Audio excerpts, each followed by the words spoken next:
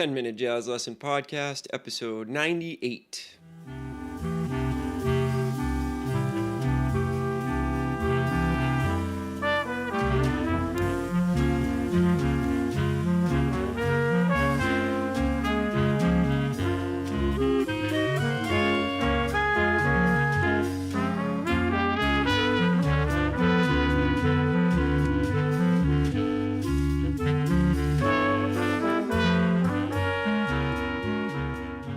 Hey everyone, welcome back to another episode of the 10-Minute Jazz Lesson Podcast. My name is Nick Manella.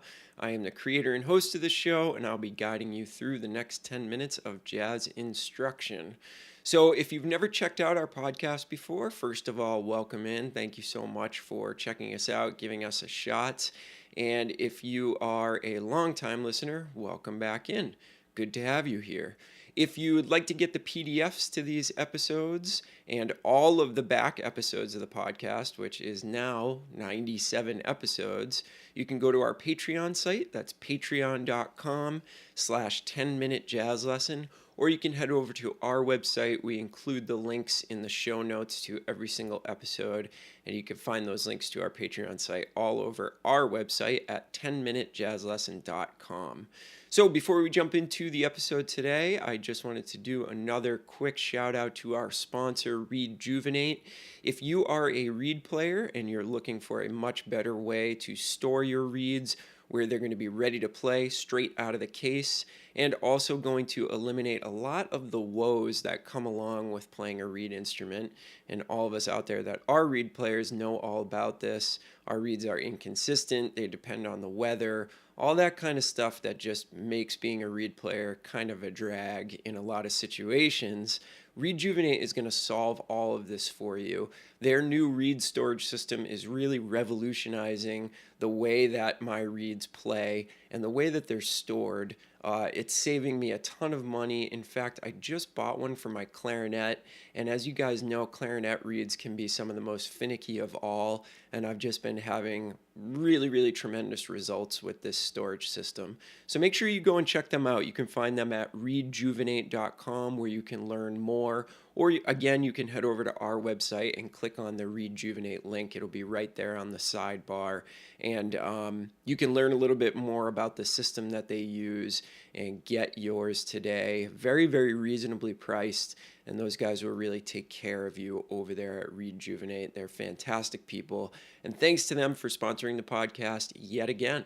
All right, so let's jump into today's episode. Today is a part 2, and this is what we are calling the never-ending exercise, because it is truly never-ending, the amount of things that you can do with this particular exercise. In fact, this is going to be one of the rare series where we do 3 parts, because as you're going to find out today, there's even more that we can do, and it really is never ending. Obviously, we're not going to do 100 episodes on this exercise, but let me tell you that we actually could. We're going to limit it to a 3-part series, but I think you're really going to get a lot out of this, and it's going to really increase your flexibility in terms of playing over changes. So, quick recap of what this exercise is.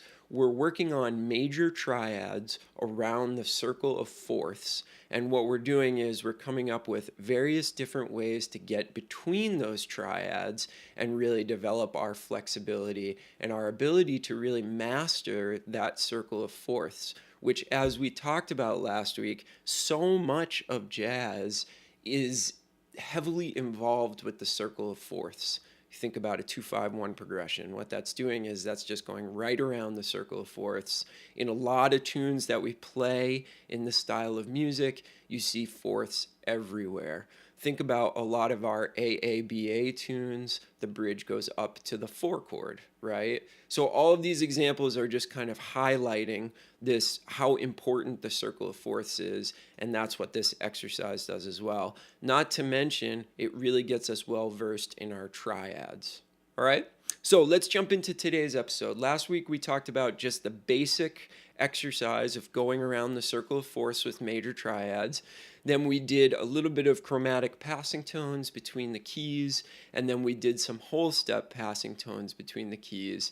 This week, what we're going to do is we're going to build off of that. We're going to do a little bit more complicated stuff. So let's jump right in. Let's look at the first exercise. So exercise number 1, we are still using the root triad, starting from the root, I should say, going right up the triad. But now what we're doing is we're mixing things up a little bit with the rhythm and with the notes. So last week we studied a triad with a chromatic passing tone between the keys, one chromatic passing tone. Now what we're going to do is we're going to encase the root of the next key. So if you look at the first measure on your PDF, we're going right up a C major triad, and then what we're going to do is we're going to encase that F in the chromatic notes on either side of it.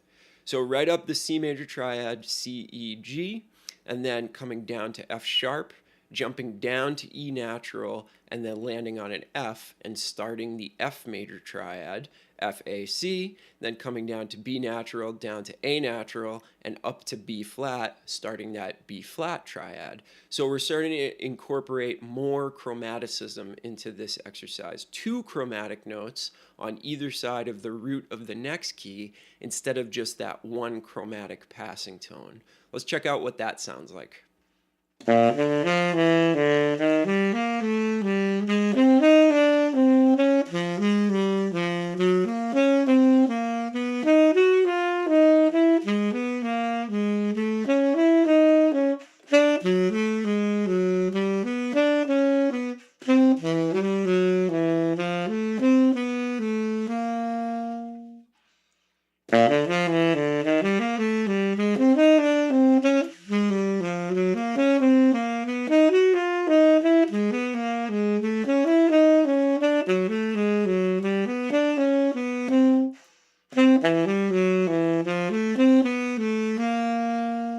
So this exercise is a bit of a killer. It really requires a lot of concentration. And remember, feel free to read it off the sheet at first, but your ultimate goal, just like everything else, is to ultimately be able to play it without looking at the sheet, because that's going to transfer into real life situations where you don't have an exercise sheet in front of you. So take your time with that. You can hear I was kind of gasping for air towards the end of that exercise. So another goal would be, can you play it fast enough that you can do it in one breath? And that would really tell you that you know it well enough that it's going to stick with you. So let's look at the second exercise. This is where we start to come up with some creativity involved in this exercise. So no chromatic passing tones anymore, but what we're doing is we're starting each triad on a random note. So this really requires you to have great knowledge of every single one of these triads to be able to start on whatever note you want. So every time you play this exercise, it can be different. This exercise that I've given you as number 2 on the sheet is really just an example. You could do this in hundreds of different ways. That's why it's called the never-ending exercise. So this is just the first thing that comes to mind for me when I sat down to write out this exercise. I chose these notes and this direction. So it's all about random starting notes and changing direction randomly to develop maximum flexibility with these triads. So again, these are just pure triads in triplets, but with random starting notes. Let's check out what this sounds like.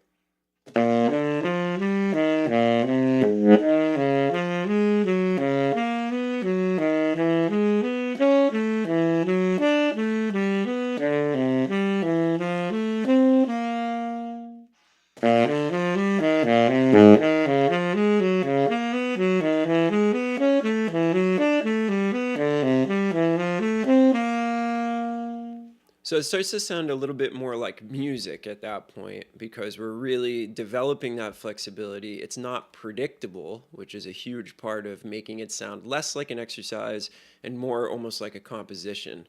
When you listen to people play things like triad pairs or base their solos off of triads, it's really all about the random notes and the direction changes. That's what makes it really interesting. So how do we take this exercise and make it even more interesting? Well, we can turn it into pure eighth notes. The exercise that we just played was triplets, But now if we turn that exact same exercise into duplets, we really get a completely different sound where the beginning of each triad doesn't line up with the beginning of each beat. So again, we're just trying to take this further and further and further with every single exercise that we play. So these are the exact same notes in the exact same order, but now we're going to play them as eighth notes instead of eighth note triplets. Here's what exercise number 3 sounds like.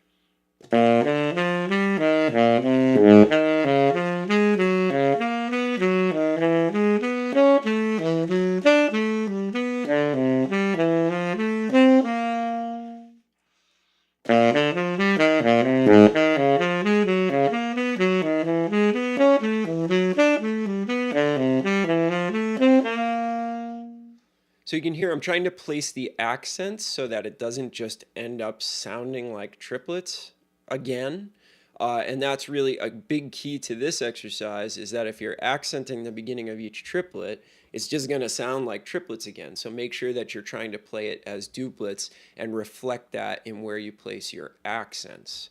So this is some heavy stuff. You could keep going with this for weeks and months and years even, and not get to the end of this and really still have some flexibility to develop as we go along here. So we're going to do one more episode of this again next week. We're going to do a part 3 where we're actually adding a couple of notes to the triplets to make it just not a pure triplet anymore and not chromaticism. You'll have to tune in next week to hear that one, but I hope this is of benefit to a lot of you out there. This exercise is fantastic. I work on it just about every day, and it's been super beneficial for me. So if you've got any questions about this or anything else, make sure that you email me at 10minutejazzlesson@gmail.com. Any question is a good question. Don't worry about it. We love making episodes based on people's questions and based on what people are looking to learn. That's really what we're out to do, is to serve you guys out there listening to the show. All right, thanks again to Rejuvenate. Go and check them out at rejuvenate.com. It will change your life forever if you're a reed player. And we will see you on Monday with a Motivation Monday podcast. Have a great weekend, everybody. Talk to you soon. Bye.